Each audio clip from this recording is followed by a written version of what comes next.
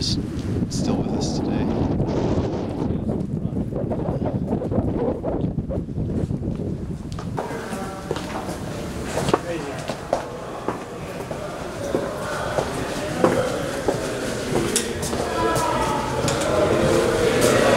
Oh, hey, there's JC. My buddy.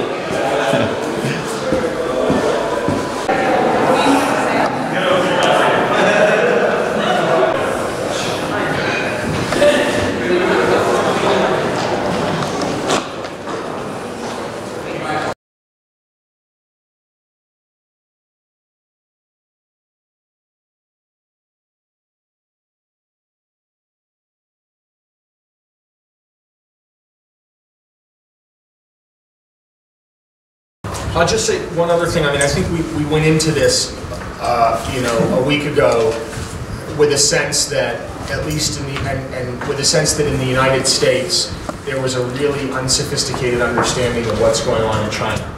And I absolutely come out of this thinking even more that that's the case. I mean, I said this earlier today, but my assumption walking in here was that this was going to be a discussion about solar tariffs or tariffs more broadly. And I think we've had essentially no discussion of that. We've had a discussion of much more underlying fundamental issues having to do with the Chinese energy market. And so it seems to me that somewhere in there, and explaining that is probably worthwhile work. And that's good. The conversation was very interesting. I'm looking at you, so looking at the camera, right? You can look at me.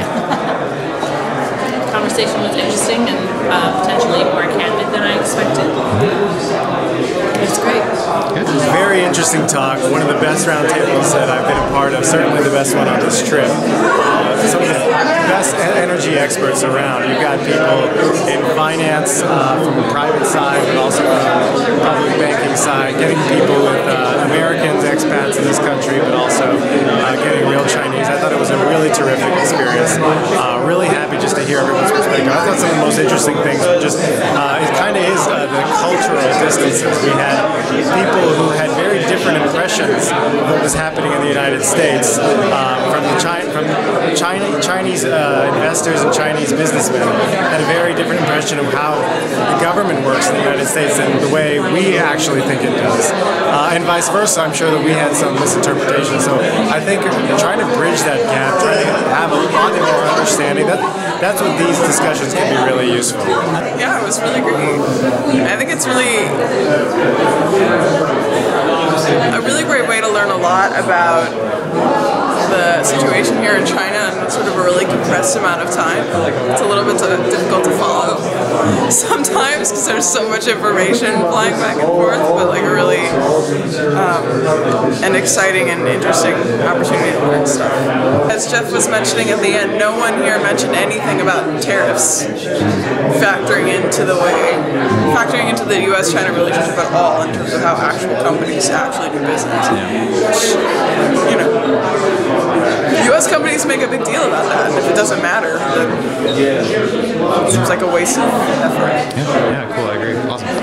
I guess the difference between, the impact of shale gas in the U.S. and the difference between what's been happening in the U.S. versus what's happening here to develop that resource. It was pretty interesting actually. There basically has been no development of shale gas in China, and it sounded like from today that one of the reasons is that the government hasn't fully gotten behind that as a priority for the country and for energy going forward. But there's a lot of implications from things, as simple as the global market for shale gas to carbon taxing. Right, Volpe? What's that? I hope you don't use any of this material. Yeah, it's okay. Versus U.S. as U.S. entrepreneurs who are subject to global reporting and all that stuff, or what is it called, global, the global tax policy. I was like, you just can't hide, right? Yeah, but you will be correct, exactly.